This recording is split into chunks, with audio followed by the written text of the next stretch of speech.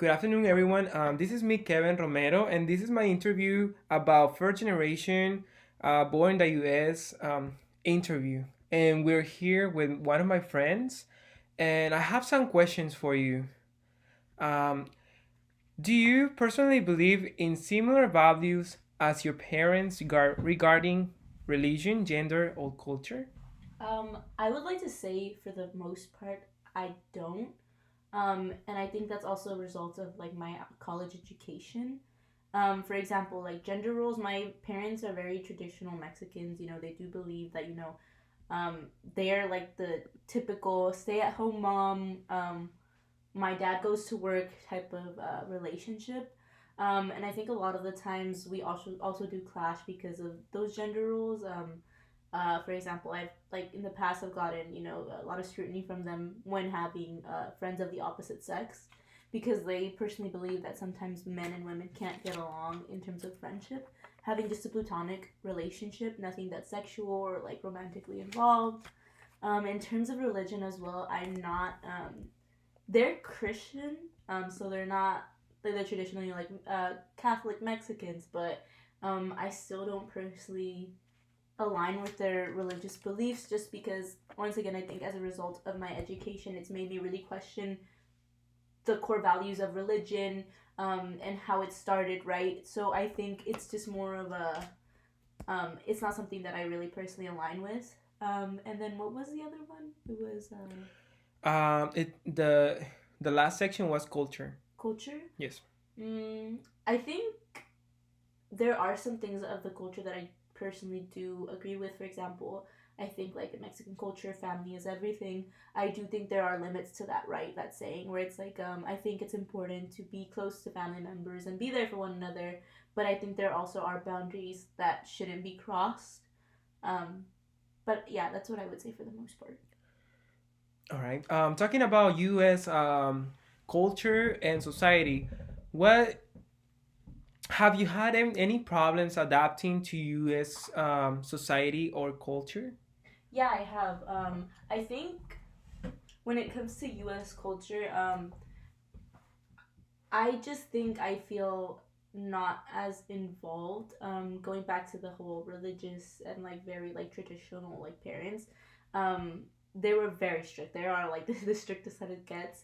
So I think it was really hard for me to try to branch off and find out who I am as a person, because I think within like U.S. culture, I think it's more of like a like as a society, people my age usually tend to, I guess, fall in line with certain music, like certain artists, certain styles. And I think for me, it was really hard to transition because my parents were very like sheltering, like up to the point where it was just like helicopter parents, right? And I've seen that with a lot of like women that are Latina in their like Mexican households, or like just because I from what I've seen, right, most of my friends are Mexican. Um, they're just very like just very like owning of their children and never really let them explore things in their individuality. So I think it was also very off-putting too when people are really like confident within themselves, because at least for like Mexican culture, right, like I think it's also really important to be really humbling and not, I guess, be, I guess, like not be overly confident, because it comes off as rude, as opposed to the U.S. culture where it's like people know what they want. They're very blunt, and it was kind of really hard to transition, and it's still really hard to transition.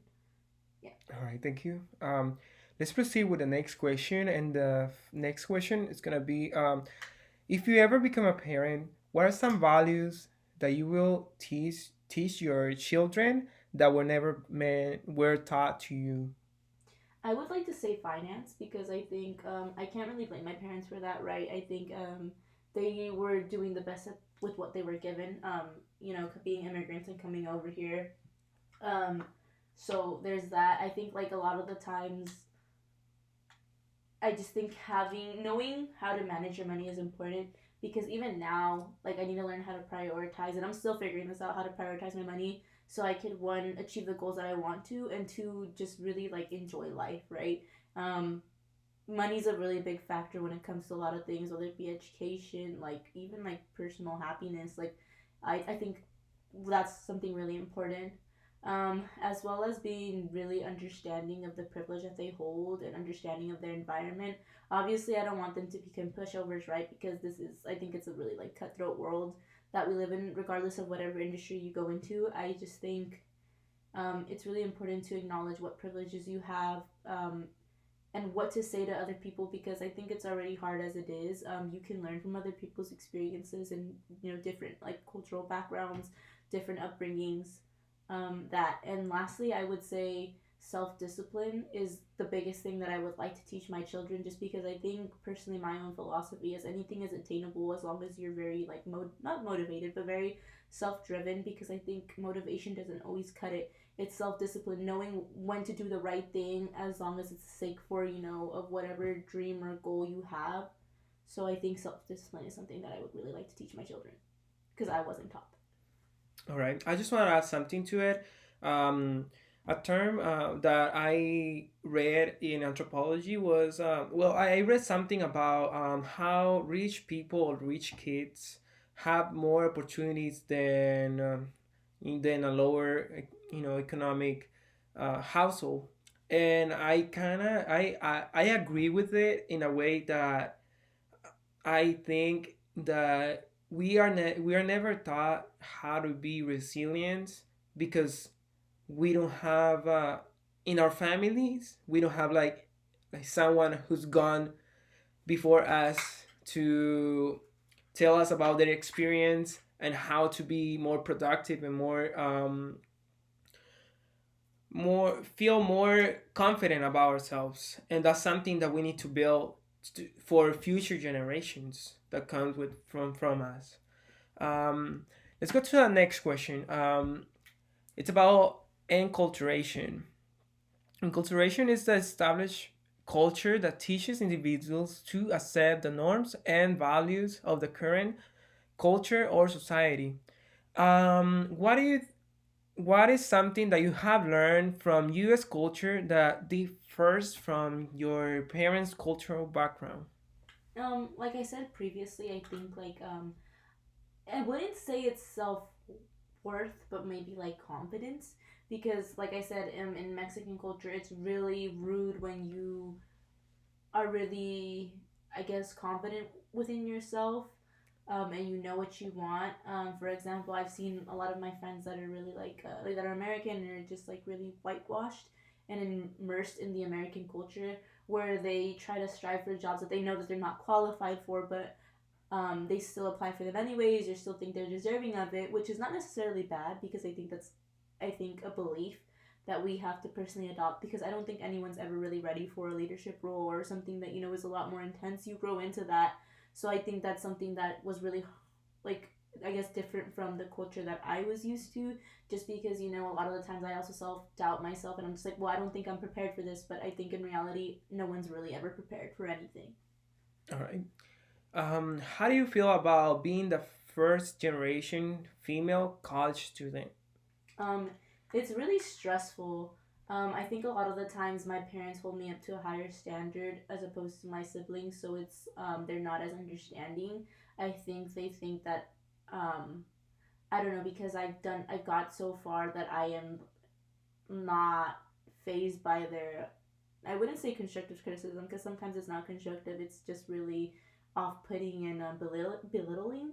It also makes me really sad when my parents also use me to undermine my other siblings' efforts. I know that not everyone's the same and not everyone has the same opportunities. So when they do that, it kind of does hurt me, because I know that if the roles were reversed, I would feel really hurt and feel really unsupported and unloved. And lastly, I think it's just really stressful, because you are the pioneer for all these things. A lot of people are rooting for you. Like I said before, kind of like my parents being hard on myself. Like, they're always just kind of like, well, you can't do this because you want to be this, and I'm just kind of like, yeah, but I'm still a human at the end of the day. I still want to experience life. I still want to enjoy it. So I think it's stressful because I'm always caught between trying to do what's best for me while still trying to please my parents. So yeah. Um, what is the role of education in the feminist movement regarding marriage, female role expectations, and liberal feminism, in your opinion? as a political major Like in terms of my culture, or in terms of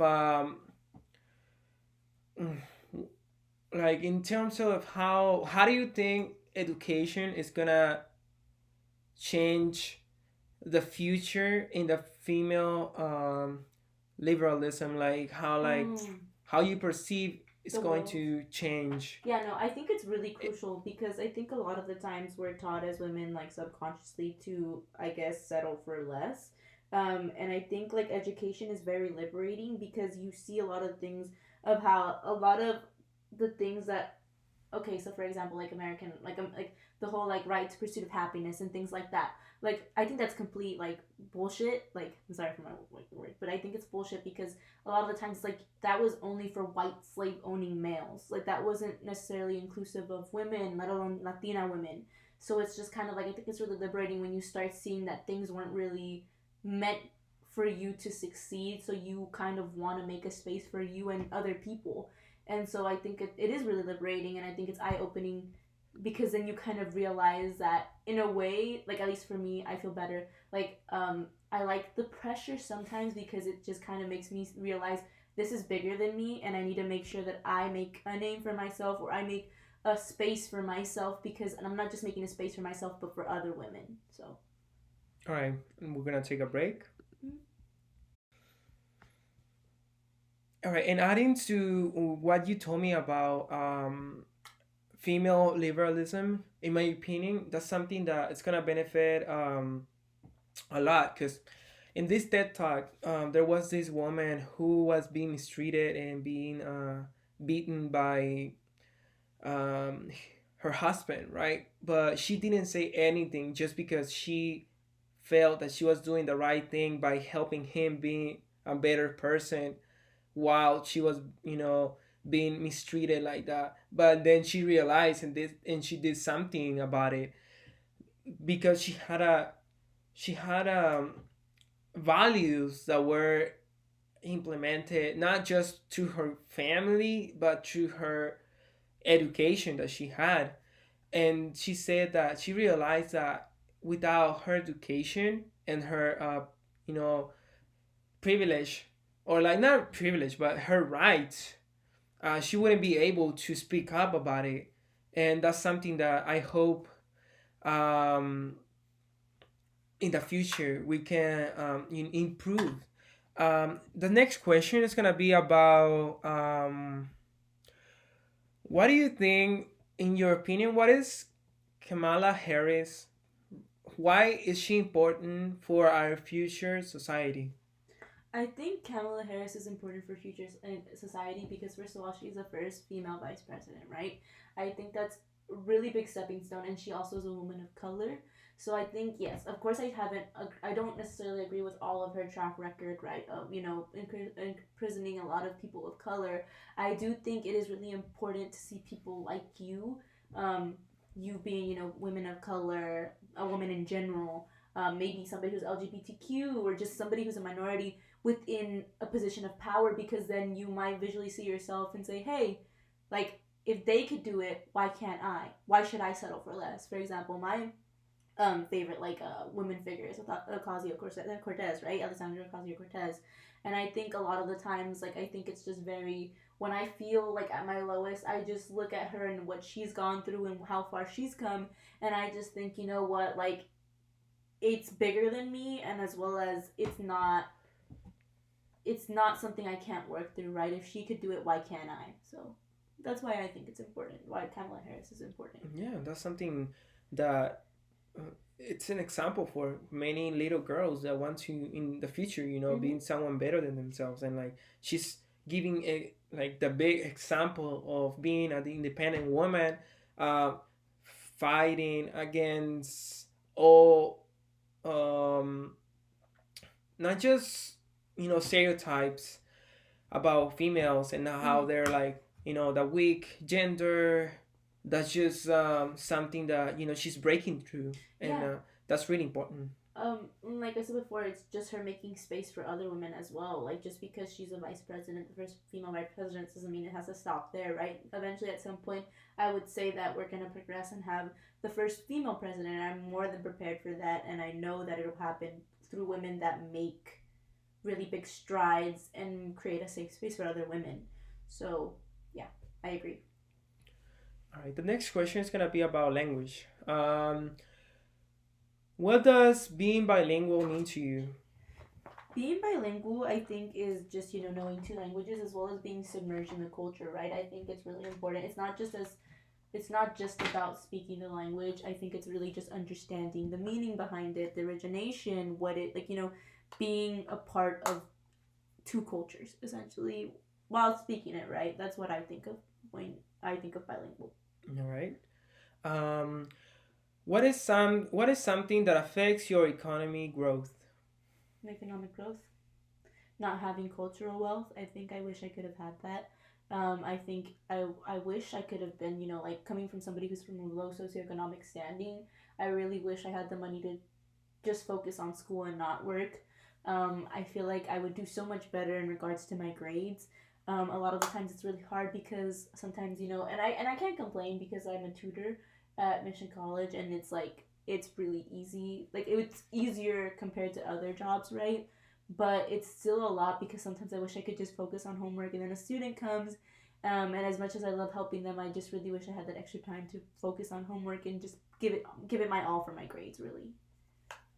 All right. This the next question is gonna be about social media. Mm-hmm. Can you give me your opinion about the influence in social media um, when it comes to society expectations? I think sometimes it can be a good thing because it's motivational, but also it's a bad thing, right? Like, sometimes when I see other women that are doing well, um, I think it kind of makes me a little sad too sometimes because I wonder, like everybody has their own journey, everybody has their own obstacles that they have to face and overcome. But sometimes it's a little hurtful because you wish that you could be in that same position of power, that same standing where they're at that moment in time, and that's just not the case for everyone. So I think sometimes it's a little detrimental to someone's mental health, and how they perceive themselves. And also, I think social media only highlights only the best of things. So I think that's also damaging because you might forget those people also have problems. They might not just project it onto the internet. But I also think sometimes it can be a good thing where you can network with people and try to get to know other people that have been through your shoes and try to, maybe gain a mentorship out of them. It just really depends. But I would like to say for the most part, though, social media can be a little bit damaging. Yeah, and like politically speaking, it can influence people to do certain or act in a certain way, not just not just in the country but globally, because it's a network that it connects people from around the world, and that means that creates a not an environment, it creates like an environment or like a personality towards one country, or like expectation to one country on how people act and behave, and might influence people to change in certain ways. Yeah, I agree. I agree. Whether it be for the good or bad of something, right? Yeah. The next question is gonna be about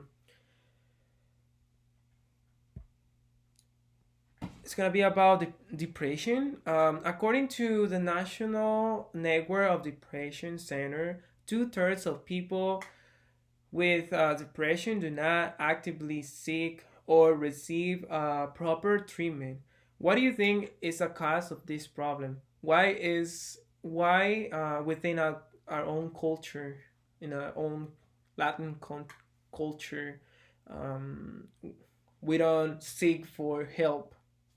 I think a lot of the times, for example, like not even just like Latin culture, like people of color sometimes really forget that they were humans and that they personally genuinely don't believe in mental health, or mental illness or anything like that. So I think it's really hard for them because I also think it's really hard. For example, like my parents that are first not first generation, they're like traditional, right? And they were born and raised in Mexico. A lot of the problems that they have are just kind of like it's they're like, well, when I was in Mexico, like I had to do this and this. You have it like this, so it's easier. I mean, I will agree that I didn't have it as hard as them, but it doesn't mean that I still can't have my feelings validated because it is hard, right? Like I think maybe it's also like their lack of not being like treated for, you know, their own like feelings and feeling validated, right? And somebody being there for them also hurts them, and they project it onto other people because they wish somebody would have been understanding of them. And so I feel like that kind of just makes them just repeat the vicious cycle of people not being understanding, right? Yeah, your life was hard, but it doesn't mean that my life isn't hard either, right? So that's what I would say as well. And I also think, going back to the thing, I was lucky enough to have a parent that gave me therapy. Like, like my mom actually like genuinely believed in therapy, but I won't say it was the end of my problems because she just thought therapy would fix everything, right? And it didn't. It's not just about me going to therapy. It's not me that's the problem. It's other people, right? I heard this saying where it's like people go to therapy for people who need therapy, right? Like, a lot of the times, like yes, I feel like everybody could benefit off of therapy, but it's the people that need it most that don't really go, and they're the reason why other people go to therapy, right? Aside from like clinical depression and things like that. So, And adding to it, talking about like the same problem, we get into machismo. How how is depression and all these problems within our culture related to machismo? mm, in terms of like men, I would like say like for example, like I have a little brother, and I do feel for him because I feel like a lot of the times because he's a boy, like they expect him not to feel anything, and it's kind of sad because then I think that kind of still, how do I say this, like it repeats a vicious cycle of like, okay, that's why there's a lot of men that treat women poorly, and that way women have like a lot of daddy issues or they don't value themselves because of that. And same thing with machismo. Like for example, like I think a lot of, even if mothers that really solidify machismo, like I've seen mothers that are like, you know, when it comes to their sons, like they'll do anything for them, but when it comes to their like daughters, they're just like figure it out, do this, do that, you know, and it's not really fair for their mental health. So I could see how it really messes up both genders in terms of machismo because you're given certain expectations that you can't really live by. And that's something that education, in my opinion, is gonna change in the future because we are growing up and we're exposed to in you know in previous times people were like not too much involved into, well, people were not getting enough education. And now that we are like in the digital world, now we connect with each other like from far distance. Also we can learn from far distance. It's basically something that's gonna switch our society in the future, just because it will open up more opportunities for people to be educated, and that's something that's gonna help a lot to somehow help against this problem of machismo Mm-hmm. within our culture. Um, and we have two more questions actually. Have you ever been victim of racism or white privilege? Mm, in terms of racism, it's really weird because I'm not okay. Like so, I don't look Mexican. I feel like for the most part, and I live in a mostly predominant like Hispanic, like Latino, like you know whatever you want to call it, like community. And I felt like because I looked a little bit Asian, like I don't know why that is, but I look a little Asian. I would get picked on, and they would call me like mean things and racial slurs of like Asians. So it's really weird. So I don't have the most, I guess, like traditional experience of like racism, but it's still kind of hurt because you're just like, okay, like I'm like ousted for looking different. Um, and what was the other thing? Racism and what? And white privilege. White privilege. I wouldn't say white privilege, but I will say like when it comes to like socioeconomic standing, right? Like I think a lot of the times like my friends can't really like um, they don't really understand that sometimes I'm really low income, and that really inhibits the things that I do with them, right? Because sometimes I can't go to certain things or make time for certain things because I need to, for example, maybe be at work or do other things. So I wouldn't say white privilege, but I think like maybe like just my economic standing. So, All right. and sometimes that might come with white privilege, but I'm not so sure. Okay. All right. And lastly, the last question is gonna be, what are your hopes for the future as a first generation college female student? In terms of myself, like I would like to say that I become the best possible version of myself and make spaces for other women like myself, just first generation people in general, and that I can really, because of my background and my, I would like to say humble beginnings, like I'm still a grounded person when I do reach my level of success that I plan on attaining in terms of my children. I hope that they really learn from me and I raise the best possible people in general, just because I think, like I said before, given my background, like I would like my children to focus on their own personal growth, but also not undermine other people that might not have the same opportunities as them. And then in terms of society, I just hope that we maybe progress as a society and kind of are more empathetic towards one another because we all have different experiences, especially like for first generation students. I think administration and higher education really needs to prioritize them as well. I mean, as well as other minorities, right? But I think it's especially hard too because we're doing this all alone. And I think sometimes we just need somebody to be there, whether it be a therapist or a counselor, a mentor. I just think it's really important because that's how people like me really succeed. That's why we go to college because it's the only way that we can network with people and learn to, I guess, broaden our educational horizons. So that's what I hope. All right, those are great hopes. Thank you so much for your interview. And see you soon. Okay, thank you. Thank you.